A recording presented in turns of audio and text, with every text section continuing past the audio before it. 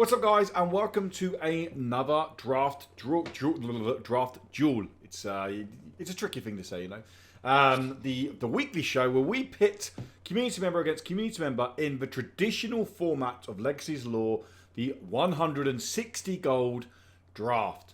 Joining me as always is the wonderful Speed Robo. How are you doing today, buddy? I'm doing fantastic today. The summer weather's coming in around these parts in the Midwest of the United States. The plants are growing, the birds are singing, and I'm excited for some Legacy's Allure on the battlefield today. And with us in the game, we've got two community members who are very well known in playing against each other in tournament finals. Mpire and No Have Name I Want, commonly known in the server as Patrick for all the memes he posts. This is going to be an absolute slugfest today. Yes, you say slugfest. It is Gaff v Gaff. So on that note, I don't think anything else needs to be said. I think we scurry our little goblin legs over to the battlefield and we indulge in what's going to be a wonderful fight. Let's get to it.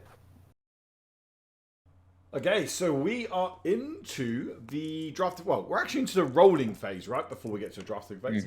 A very important part of Legacy's Law because going first or second or attacking or defending can really change how you not only draft or what you draft, but how you draft as well, right? Absolutely. And what we've got is in the blue corner as the attacker, we have Mpire. And in the red corner as the defender, we have No Have Name I Want, also known as Patrick. And they are both going to be starting by drafting their signature Kaar'thul ability, Battle Fury. These are two Kaar'thul lists squaring off against each other. I am really excited for these players to demonstrate how different builds can be, even between two different heroes of the exact same hero card. Because heroes are so customizable that there's a lot you can do with a single hero, right? This is going to be really cool. Yeah, indeed. It's so many times, or you hear the phrase mirror match, right? All the time. Mirror match, mirror match, mirror match. I feel like definitely Legacy's Law, there is no much such thing as a mirror match because, okay, you're taking the same hero, but you have the choice of abilities, then you have the choice of items, then obviously your draft. So, and when it's easy to say, oh yeah, Gaff just kind of, I have big club, I do big damage. You can build around it so much. We saw in the previous week and this week's Blitz Brawl with like the Goblin Slingshot trying to get some ranged in there, or you can get the big units in there, or like Hellbears going in there, the Black Dragons in there. So there's so much variety. So I feel like a mirror match doesn't really exist in Legacy's Law. So I'm really excited to see how these guys kind of pit themselves against each other using the same hero. I completely agree. And as we're looking at these two players' kingdom setups, they're 160 gold, we're seeing a lot of things that are the same, but it's those little differences that are really going to shine in this matchup as the players choose the specific techs they brought to help them deal with this situation. Indeed. Indeed. I mean, are there any differences that kind of jump out to you straight away and you think, oh, okay, that's an interesting choice there? Well, the number one thing that shines to me is that Mpire brought what I would call sort of a standard Gath list, whereas Patrick brought a very combo-centric Gath list, and we can see that in the fact that he brought Goblin Slingshot. Goblin Slingshot is a ranged unit for 8 gold that allows you to sacrifice one of your other units to deal massive damage to an enemy target. This is going to be the centerpiece of Patrick's deck. As it normally is, players in the server will know just how much Patrick loves Goblin Slingshot, and every time he plays, he brings one in his kingdom. So we're going to see that card really shine today. I want to see Black Dragon in Goblin Slingshot. I want to see a dragon in a slingshot. I'm just saying. That's what I want to see today. Just this little goblin walks up, crumples this giant dragon into a ball, and launches it in a slingshot. Yeah, we should do like Legacy's Law bingo, you know, where you have different plays that people have got to tick off at home, and they can be like, Dragon Slingshot. Yeah, I win. Bingo. They're shouting out on their own, Yep. but it doesn't matter. They still win. Would have to be Battle Fury on Crag Behemoth Oh, to make God. a 7-powered charging unit. Wow. Wow. A classic. Yeah, and we also see this Gorg Sorcerer, which is a card you don't tend to see huge amounts in the Yeah. gaff, but we see it. Obviously, it's not drafted yet, or they may not draft it, but we see it in the Kingdom. It's one of those cards that's another tricky combo card. And that's the thing that Patrick really likes to bring. He likes to bring tricky combo cards. And with Skorg Sorcerer giving one of your units the ability to exhaust an enemy unit when it attacks, or forcing an enemy unit to attack when it doesn't want to, can really knock your opponent off balance and give you an opening to win the game. Indeed. Indeed. And also, the Spell Shock is a card that, again, we've been doing this for a while now in Blitz and in Draft, and it's a card we really don't see that much, right? Yep. Spell Shock is a card that seems very powerful on the surface, and it can be, but it's also a card that's relatively easy to play around. The player who's getting shocked has control over where the damage goes, so you can just toss it on a unit that's going to, get one-shotted by a knight anyway, and then essentially nothing bad happened to you. So it can be good, but in many situations it can wind up being a 2 dead gold draft. So I would be surprised if either player really grabs Spell Shock during this game. Yep. And we see both bring in the Talisman of Precision. Yep. Talisman of Precision is a very cool card. It allows your ranged units to deal piercing damage. This is especially good if you're going up against Erengard, and is what I mean when I say a tech card. Talisman of Precision isn't a card that you're going to see during Blitz because it's too specific. But during a draft game, when you have 160 gold that you can draw from when building your army during the drafting phase, situational and specific cards like Talisman of Precision can really shine and swing the entire game in your favor. Yeah, and of course, both players, Mpire and Patrick, neither of them knew which their opponent was bringing tonight, right? So they Exactly. having those cards in there that can play against Arengard. Arengard's a very popular kingdom at the moment, or even cards that can handle the maneuverability of, say, the Sylvan is what makes a good kingdom in this game. The ability to be able to draft on the fly, or versatility between matches, between matchups, to make sure that you can counter your opponent no matter what they're playing.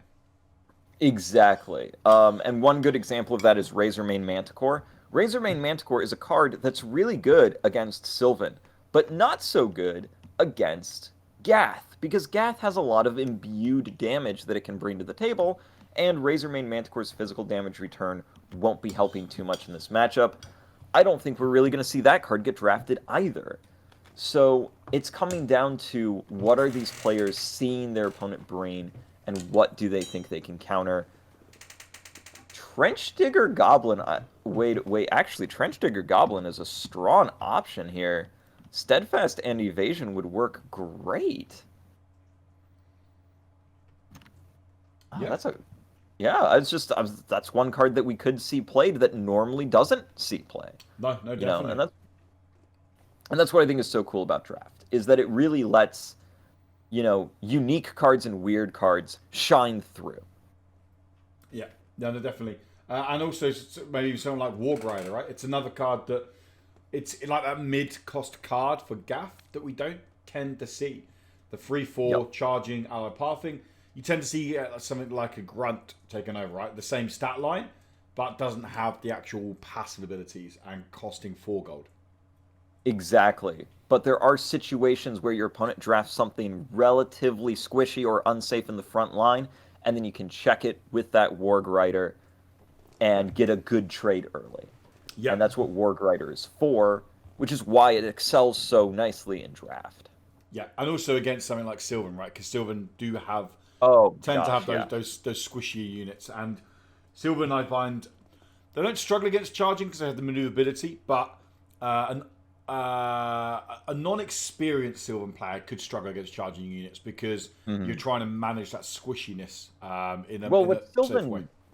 Yeah, well, what Sylvan really struggles against, in my opinion, is units that have 4 health, which is weird to say, but most of Sylvan's damage, it comes in, bursts of 3, if you look at their card pool. And so you draft a relatively cheap card with 4 health, Sylvan says, I don't know how to deal with that. Uh-oh. Yeah. Calling their friends Ursa Major and Ursa Minor. Come on, guys, you guys are around here somewhere, please? Yeah, please help. I need 4 damage, quick. So how are you seeing this? Like you were saying, Warg Rider coming down. The Kaar'thuls obviously literally have been mirrored against each other. Yeah. And the draft is just over halfway through. How are you seeing this kind of played out? Do you think we're going to see a black dragon come down from the from the Patrick, or even obviously dragon hatchling on Empire? But do you think we're going to get a black dragon come into the board here? So what I'm honestly looking at, here's what I think is going to happen, is I think Patrick is going to be drafting a bunch of small units, and the only card I think he's going to put on his Kaar'thul is Battle Fury. While on the other side, we can see that Empire has invested a lot more into Kaar'thul, giving him extra range and a lightning bolt ability to deal damage. So we're going to see a much more aggressive, in-your-face Kaar'thul from Empire, and a much more defensive, strategistic Kaar'thul from Patrick, which makes sense because Empire currently has the attacker role and Patrick has the defender role. Yeah. So Empire looking to kind of make that aggression pay, right? Obviously, stick something maybe like a black dragon up onto. I say probably not black dragon. Maybe even the Ironhoof Minotaur up onto center hex. Grab that shield. Yep, absolutely. It's a good play, right?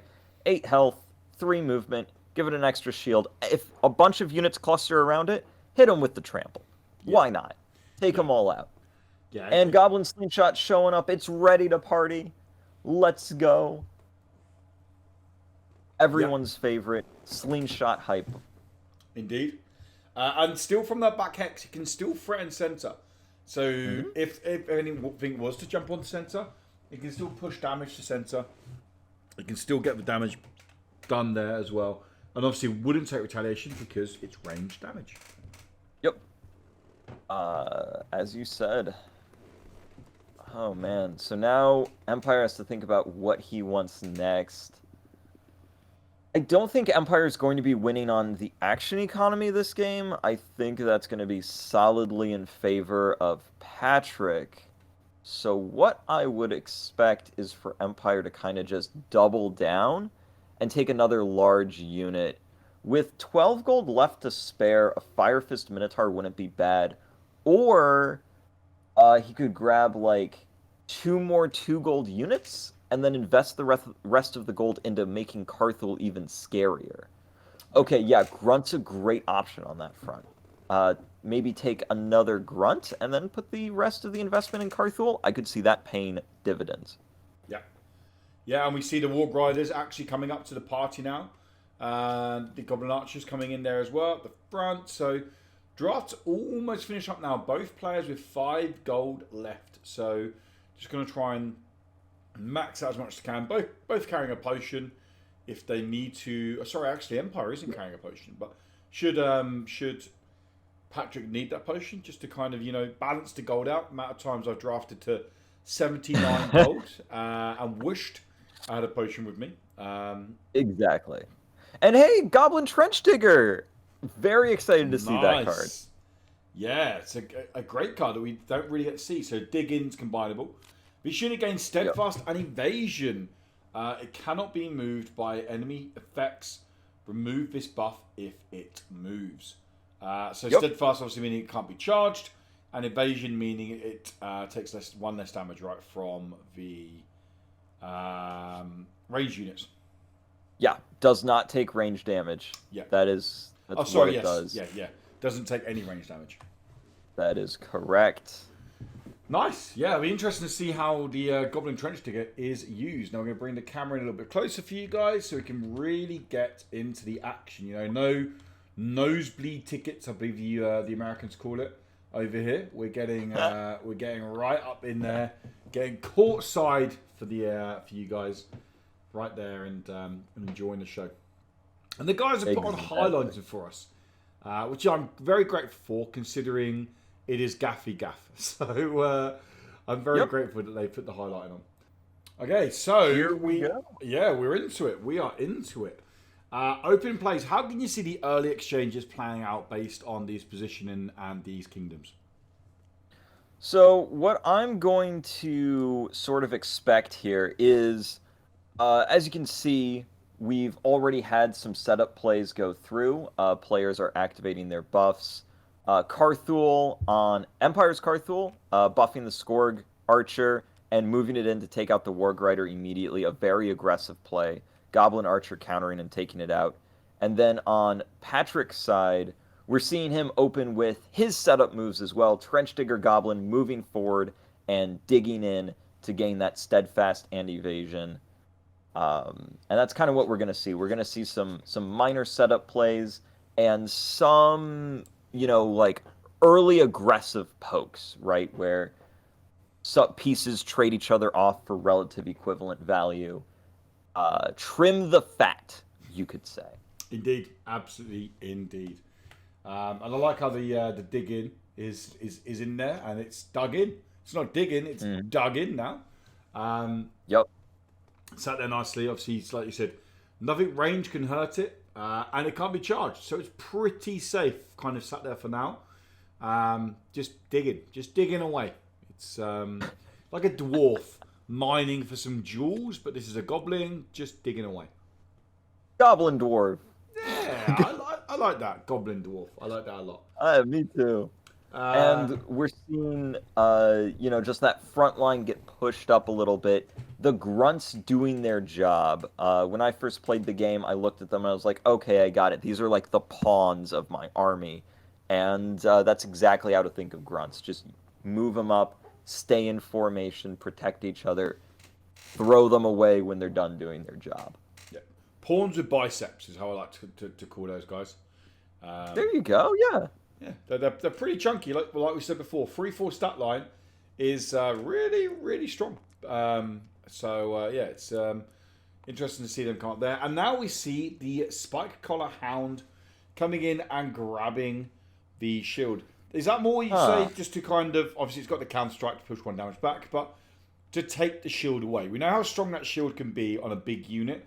Both players have big units, so Spike Collar coming in and saying, hey, I'm going to do 1 damage to you if you come in and do damage to me.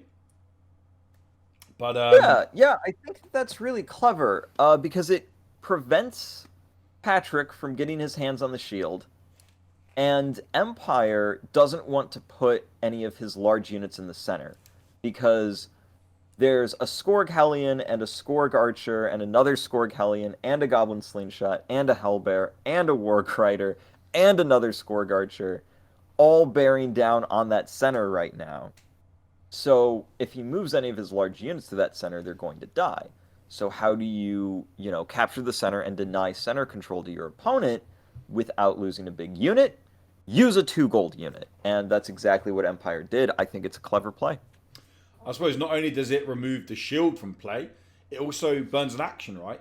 If Sir Patrick wants to deal with it, then they're going to have to exhaust an action, use an action to get rid of 2 gold. If you're making a 5 gold card, do something or spending action to get rid of a 2 gold card, the 2 gold card's pretty much done its job. Yeah. Oh, absolutely. 2 gold units, they are there to be actions and consume the opponent's actions. So anytime you've got a good opening to do that, absolutely use your 2 gold units for that. It's a good play. Yep. Nice. And now we see the other pawn with biceps coming up and threatening his opposing pawn with biceps. Yep. Oh, geez. I don't know what I would do.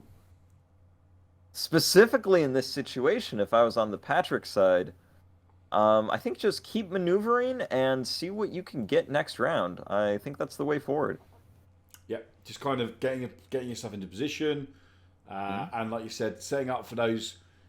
We said this many times. Round 1 and 2 are very much setup rounds, right? They're kind of there's going to be exchanges, but they're kind of set up for that mid game. The mid games where a lot of games of Legacy's Law are won or lost. Round 3, 4, and possibly 5.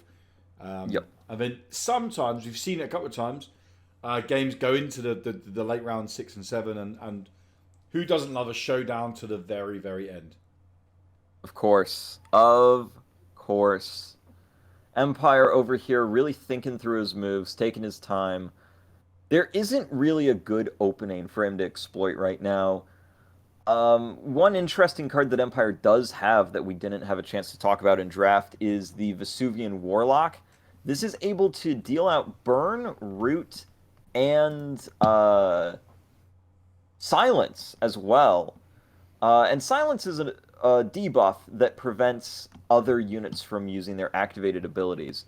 So if he silences Goblin Slingshot, Troll Shaman, or Kaar'thul, that could be incredibly good. The trick is getting Vesuvian Warlock in range to even use that ability in the first place. Yep, indeed, indeed. But still, like you said, it's something late game that can come in and be really important. Just one silence off of the Vesuvian Warlock could be enough. Oh, well, there we go. We see him coming straight up here now. It's not even shy. Oh, okay. That's interesting. Dealing the burn and the root to Skorg Hellion to take it out. I think the problem with that is that the Warg Rider just takes the Warlock, right? Yeah, and so despite it being Skorg Hellion now being having burn on it, can Slingshot use? Yes. Slingshot could move into position, right? If space opens up, and could use the Skorg Hellion to deal 4 damage to someone in free range. That's a really good point. Here's actually the play I'm seeing. Troll Shaman gives the buff to the Skorg Archer. Skorg Archer then moves in and shoots something. It doesn't matter. Goblin Slingshot then moves to the space that Skorg Archer was in and uses its ability to sacrifice the Skorg Hellion that's going to die anyway and deal that 4 damage. And I think that that's a really good way to cash out this value that you're going to lose. Yeah. No, definitely.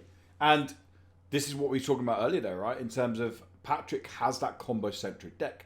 Has the ability to bring these combo jigsaw pieces together to create a really combo-centric large picture.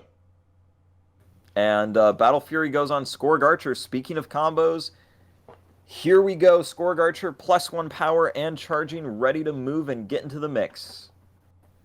Yep. Goblin Bomb closing in. Okay. Kaar'thul's gonna move up. Let's get into some closer range to start shooting some arrows. One thing that I even personally forget about Kaar'thul is that Kaar'thul isn't just a spellcaster, he's also a halfway decent archer. 2 range and 1 damage can genuinely do a lot. And he can even Battle Fury himself to give him charging and an extra damage. Yep. Which obviously can get rid of a decent amount of units. Yeah, there's like a lot of units in the 4 to 2 gold range that can even just one-shot. By no means bad. Yep, no, definitely. It's so I find that so many times with some of those heroes that are ranged. I find it with Anwin, for example. Mm-hmm. You forget that they have attack abilities. Attack powers and attack stats. Because you're so busy using them as mages that you're all of a sudden like, oh, wait a minute, they do have stat lines. Mm-hmm. Ooh. Is the bear going to move? That would be interesting. Skorg Archer just skips. Oh, okay. Oh, okay.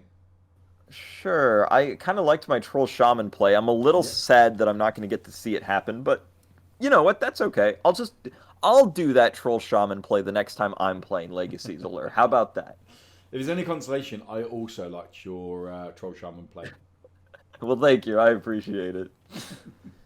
So with the Scourge Archer skipping, I think it's just Patrick wanting to see what Empire's big plan is. I think he's wanting Empire to move his larger units first, because Patrick has the action economy advantage here.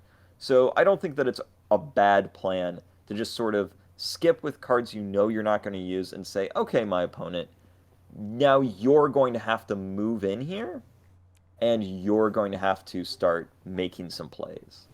Yeah, and then we see the raw ability, right? Pushing that hound back one space, opening up the coveted center hex or the golden center hex once more. Oh. And Black Dragon's massive flame sweep coming in, one of the scariest and most devastating abilities in the entire game, showing up. Yeah. Oh, this could be bad for Patrick if he's not careful. Yeah, indeed. Grunt only sat on 2 hit points now, and even more scary, is the Hellbear only sat on 4 hit points. And against, the charging unit right there, right, the Ironhoof Minotaur can easily come in now and get rid of the bear if it wants to. It would take 2 burn off of it, which is not ideal, but it could come in and it could clean up that bear. Yeah.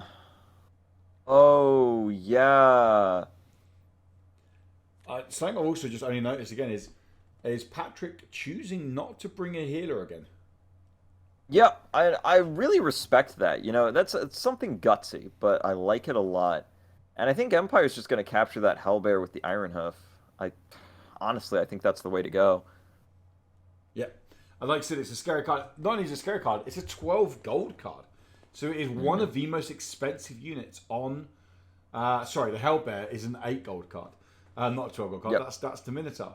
Minotaur is 12 gold, yeah. But it's still an expensive unit on Patrick's side, 8 gold. If you can clean that off, then yeah, it's a big swing in your favour. Absolutely. The Archer with Battle Fury, I'm not sure where he's going to go or what specifically he's going to do. He's just going to capture the Grunt. Because Scourge Archer is ranged, he's going to have to attack from the A3 hex. Yep. Hold on, you don't capture. Yeah, because it was a ranged unit, right? It wasn't a melee unit. Yeah, exactly. So I did want to, but he does. Oh. Oh! Oh! Oh. Actually, they're right. This is something I didn't notice. So here is actually what Patrick did that they then explained to me. Scourge Archer moves to the hex that Grunt is on using pathing and then shoots at point blank range. Very clever. Very clever. So clever. I've literally never seen that happen before. Yeah. Whoa! Yep. Moves that hex and shoots it, which, yeah, effectively makes it a melee unit that doesn't take melee retaliation. Cool. That's so cool. I've never thought of that. Nice. Very, very nice. And now we see Goblin Slingshot. Do you think they're going to want to use that Scork Hellion? I think so. I think that that's what we're going to do here. I mean, it's a chance to push forward damage to Dragon, right? Which is never a bad thing. Yep. Weird, like, sort of play idea that I had is you could use Troll Shaman on the Warg Rider, Goblin Slingshot to sacrifice your Hellion. That's 8 damage, and that takes out Ironhoof Minotaur. Yeah, it does, doesn't it? And we got a token. We got a token on the Warg Rider. Yep. Do we know what it is going to be? It's going to be +1 power. Bloodthirst. Yeah, Bloodthirst from Troll Shaman. So this is +1 power, and Warg Rider cannot take damage this round. The trade-off is that Warg Rider is going to be sacrificed at the end of the round. Yep. Yeah. And the allied path as well allows it to get through as well, doesn't it? Yep, exactly. I think this Ironhoof Minotaur is toast. I think taking that Hellbear was a little bit too greedy on Empire's part. Well done, Patrick. Yeah. Clever play. I think so. The Warg Rider's not going to mind trading himself in because he's going to die at the end of the turn anyway. Exactly. Based off of the Troll Shaman ability. So, yeah, throwing that self in there. And then Slingshot is potentially a great way of getting rid of it. I think so. Yep, Warg Rider comes in, deals 4 damage. Warg Rider does not take Retaliate because it cannot be dealt damage this round. And now they go take the Warg Rider, right? Warg Rider. And they you can shoot sacrifice the Warg Rider. Yeah. Yeah. Oh, nice. Very nice. And that also keeps Slingshot 1 hex back a little bit further, right? To keep it a bit safer from anything charging in. Well, it could still get hit with Empire's Warg Rider. But I think it's worth it. But that would bring the Warg Rider into position it probably doesn't want to be in, right? Really into the back line that's a bit trickier to be with. So yeah, I like this. I like this exchange. I want to say the bait out on the Hellbear. Maybe it was a bait. Maybe they used the Hellbear to manipulate this play. This is why I love watching these I'll say pro players, but I think they're pretty much pro players. Oh yeah, absolutely. Watching these pros play because they just see plays so far ahead of time, and it's the way they play them out, the way they act for games out. It's a joy to watch. Yeah, both of these players are multiple-time tournament winners. We hold tournaments nearly every Saturday in the Legacies Allure Discord server, so if you're wanting to jump in and join us, feel free to. You prove yourself in the tournaments, and then you might just find yourself on this web series. Just throwing that out there as a little bit of incentive to join us at the Legacies Allure official Discord, link in the description. And here we go with the Warg Rider sacrifice to take out the Ironhoof Minotaur. That was essentially 6 gold for 12. Yep. Yes, please. Nice. Very, very nice from Patrick.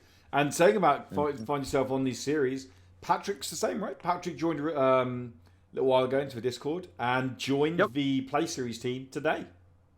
Yeah, exactly. This is Patrick's first week in the web series play group, and we are thrilled to have him here. Absolutely thrilled.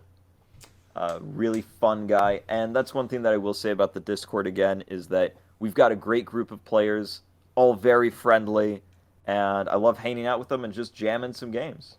Indeed. Absolutely indeed. So, into round 2.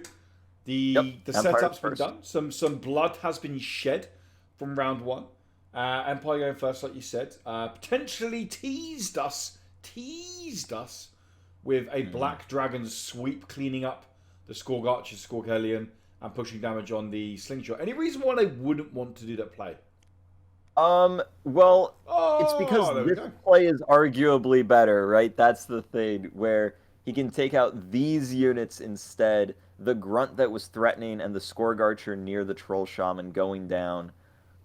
Black Dragon isn't next to anything else particularly scary either. It's away from the Cave Troll, and the only thing really within range to deal with it is the Goblin Slingshot. This Black Dragon alone might just be enough to win this entire game, but it is the most expensive unit in the game at 16 gold, so it's not a surprise that it is the most powerful. Yeah, indeed. And also now it is out of mana, so that Flame Sweep ability is done. It can't use that ability anymore now. It gets 2 uses of the ability, which, don't get me wrong, not trying to say it's not powerful. It's an incredibly powerful ability. But now it's just a casual 5 damage, 10 health card. Nothing that scary. Yeah, casual, biggest stat line in the game. Absolutely. And it has 4 movement. Oh, and it's got flying. But it's fine. It's an absolute fine little unit. Oh, for sure. Not a threat anymore now that it's out of gas. Not at all. How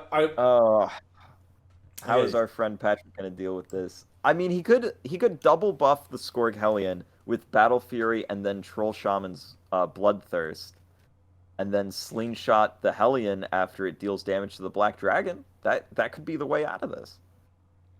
Yeah, the same kind of play. The combination of the Troll Shaman, right, with the Scourge Hellion is so strong because it doesn't take retaliation damage because it can't take damage.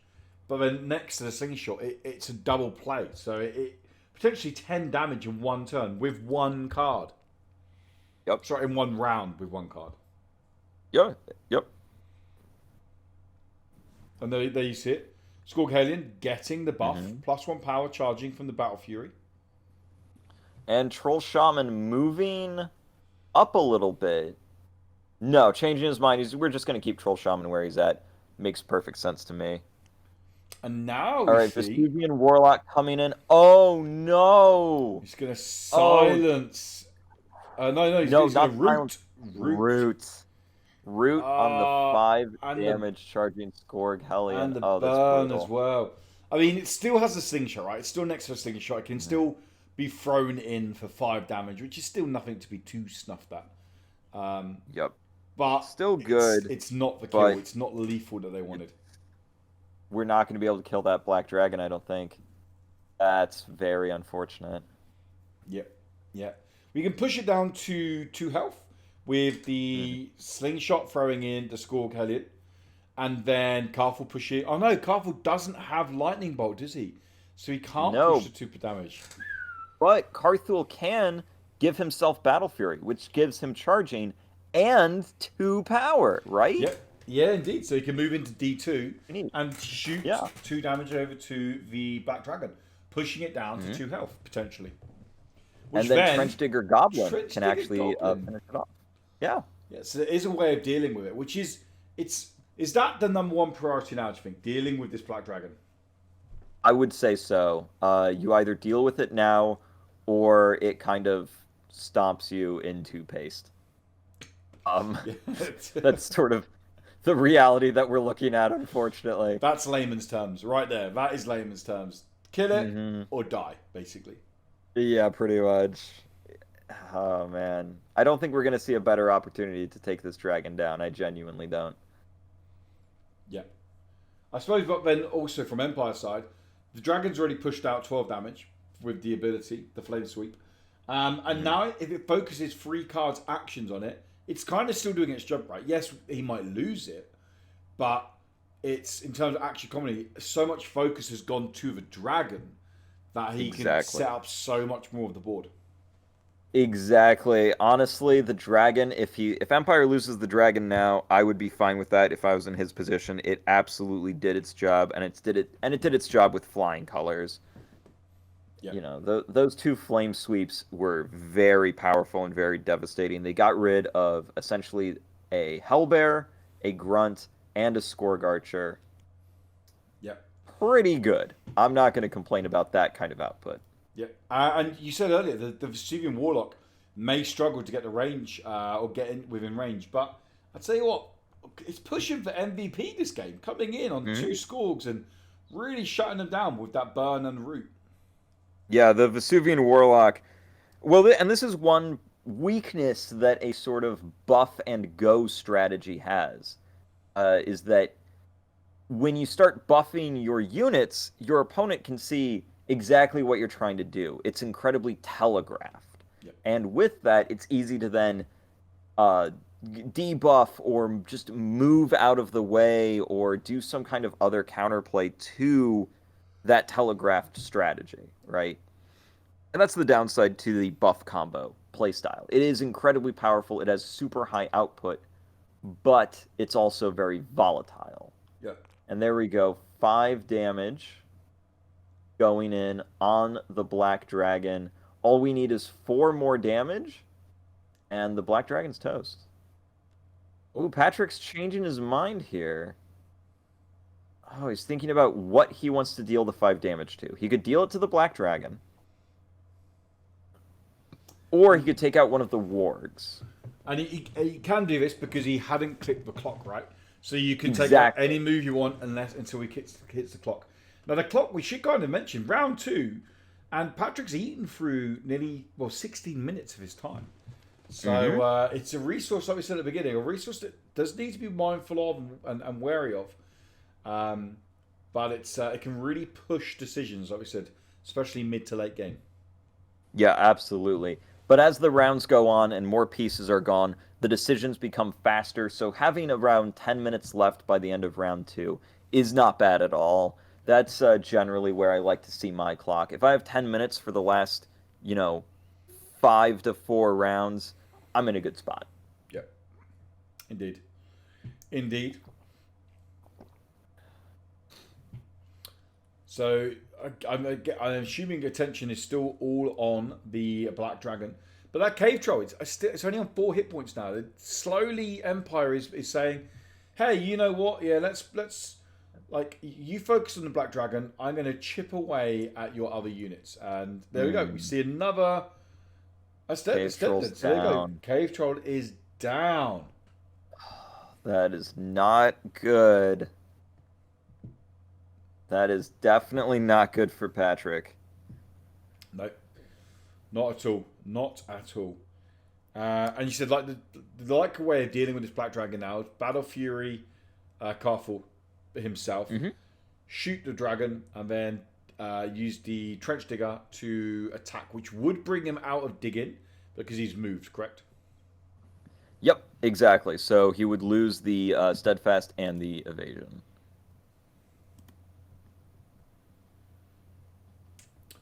I feel like this is a really pivotal point of the game, like a really pivotal point of the I'm game. not saying much. I'm just intensely focused and glued on what's going to happen because there's so many things out there that can happen. It's just so the Trench Digger Goblin, he's going to move and then he's going to reuse that combinable ability to give him steadfast and evasion again. Yeah, Patrick just trying to grab and hold the center. Oh my goodness. I'm just glued to my computer screen right now, Woody. What else can I say? yeah, no, it's a very tense game. It's a very, very tense matchup here. Well, he's going to come back on, actually. He's not going to go for that one. He's going to move Grunt to the mid with 3 hit points there to try and keep that there. Oh. Skip. Just not a skip, sorry. A move up 1 hex, right, for Grunt. Yep. Move up 1 hex. Goblin Archer shoots Goblin Archer. Now I see the Battle Fury coming on to Kaar'thul himself. Yep. There he goes.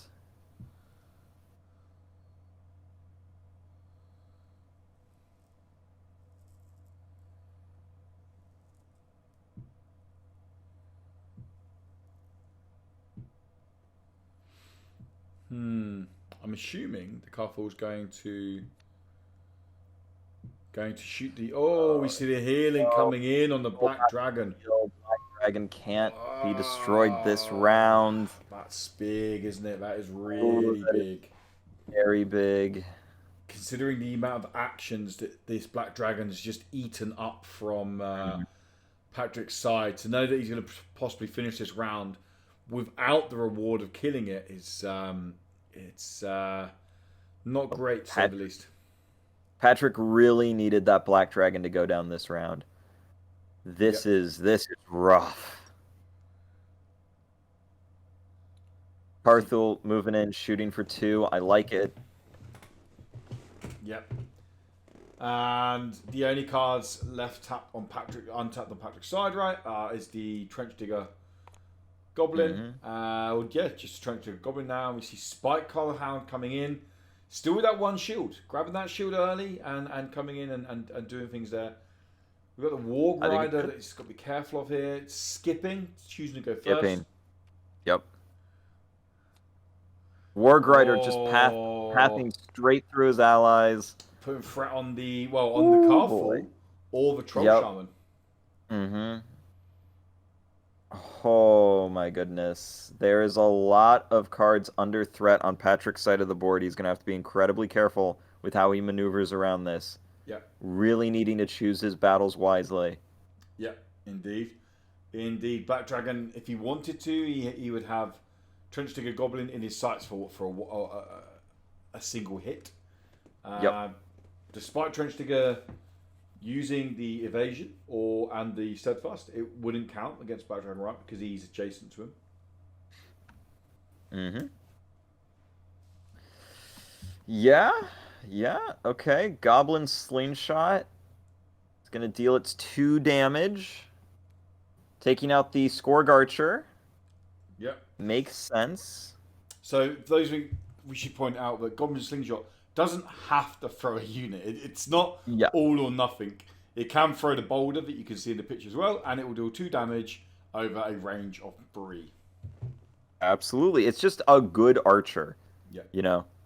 Good ranged unit. Indeed. Indeed. So, if Patrick can find a way of dealing with this Black Dragon, would you say that all of a sudden his chances go up exponentially? Oh, yeah, absolutely. I mean, the main problem that Patrick is having to deal with right now is this Black Dragon. If he can get rid of that thing, he's in a much better position. Like, absolutely winnable.